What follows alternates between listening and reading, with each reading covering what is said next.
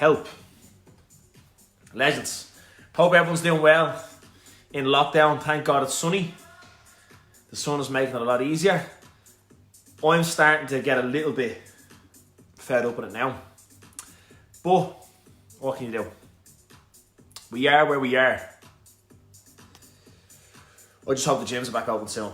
I asked the question on my Instagram yesterday when are the gyms going to be back open, and I had a few interesting answers. I think the gyms are going to be back open sooner than we think, especially the smaller gyms.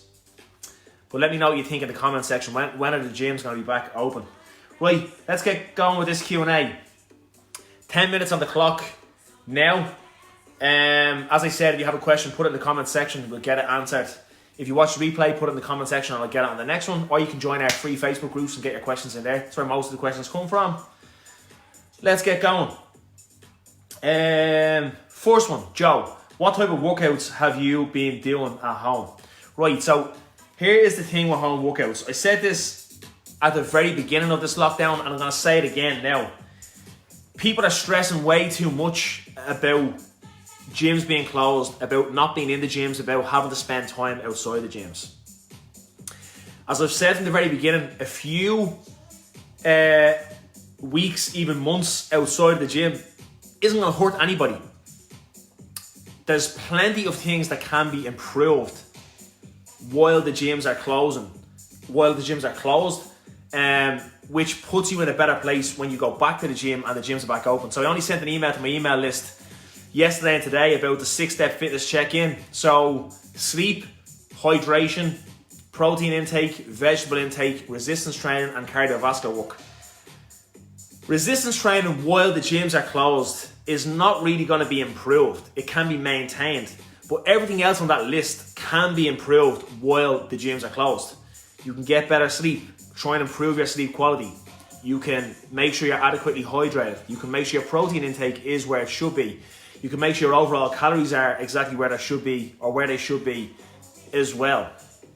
And you can definitely improve your cardiovascular fitness and health, meaning that when you go back to the gym, you're going to be fitter, you're going to be able to do more work and recover from more work as well.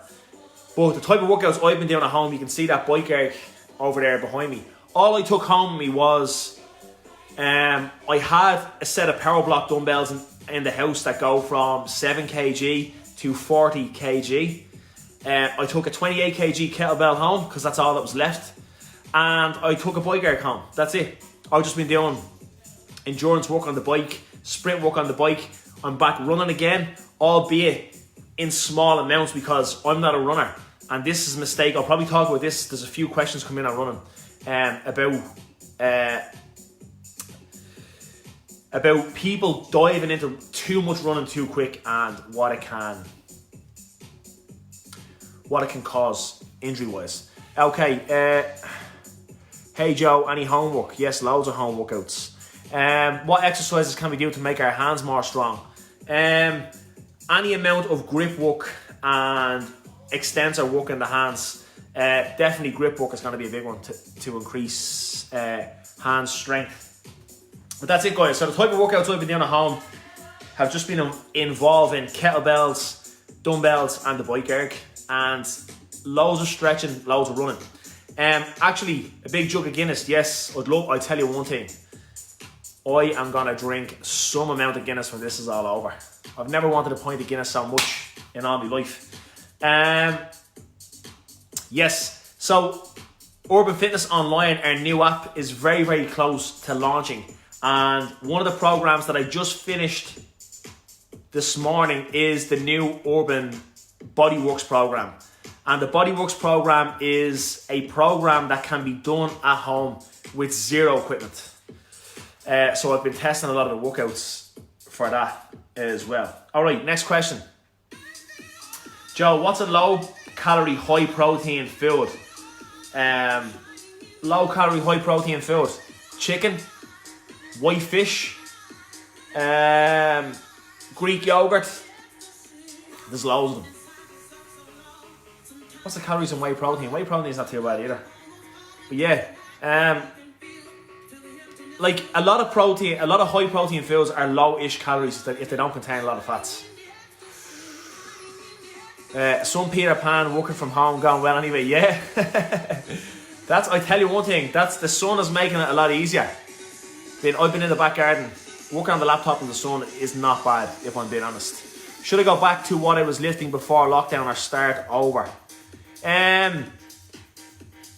So what I would do there, it depends on what you're trying to do. I would try and go back to what you were doing. Maybe do 1 or 2 sessions at reduced intensity to see how you feel or where you're at with the movements you were doing. But yeah, you should be okay, good to go back to stuff you were doing before lockdown. We haven't been locked down for that long, so you'll be fine. But look, it's very easy for me to say that. You know your own body better than anyone else. So that's it. Okay, here's my questions here.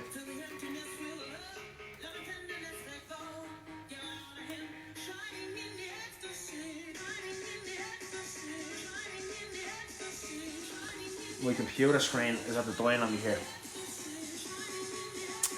Okay. Hey Joe, I'm walking every day approximately 15,000 steps, but the last 2 days I have lower back pain. Can you recommend any exercise to help this? Look, a lot of people when they start doing a lot of mileage with running or walking can get lower back pump or lower back pain. And it can be as a result of the way they're positioning their spine or their hips when they walk. But again, there's no exercises per se like to train that or improve that. You've just got to be aware of what way you're carrying yourself when you're walking. But then also, maybe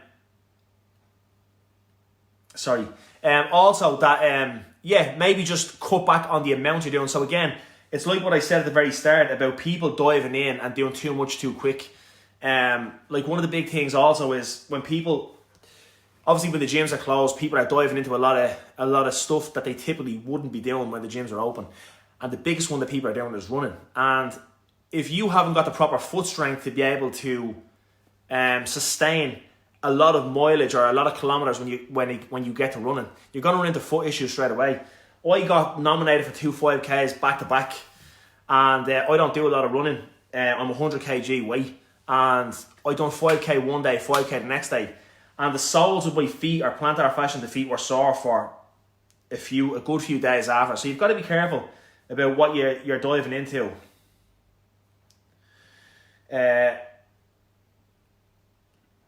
With regards to stuff you're not used to. Okay. Let me see where we're at.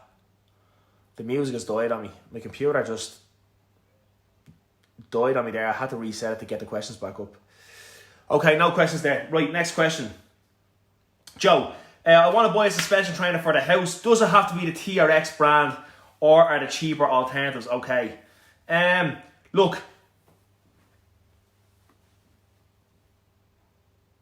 Yes, Amjad. It doesn't have to be a TRX. There's plenty of cheaper alternatives on the market that will serve the exact same purpose. What I would do is make sure you check the reviews on the brands that you want to use and make sure that it is in fact decent quality. Because look, like anything else, there's going to be a lot of shit out there.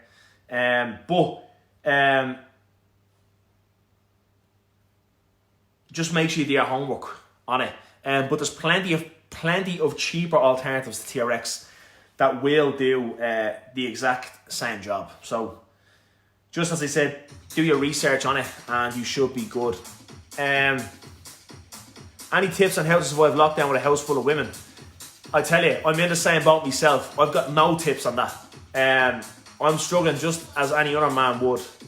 It's like pink puked all over the house. Any good stretches for plantar fasciitis or whatever it's called? Yes, an amazing stretch for plantar fasciitis is, first of all, a really good thing is to roll the base of the feet with a ball. Tennis ball, lacrosse ball, whatever. And then what you do is sit back onto your heels and flex your toes towards your foot. So your weight is going down onto the toes like this. That's a really good stretch. I actually do that stretch every single morning. I try and do that stretch every single day. Because foot health is massive, because If you haven't got healthy feet, everything else up above the feet is going to suffer as a result. And there's not much you can do without healthy feet. You're going to be restricted in everything you're trying to do if your feet are sore.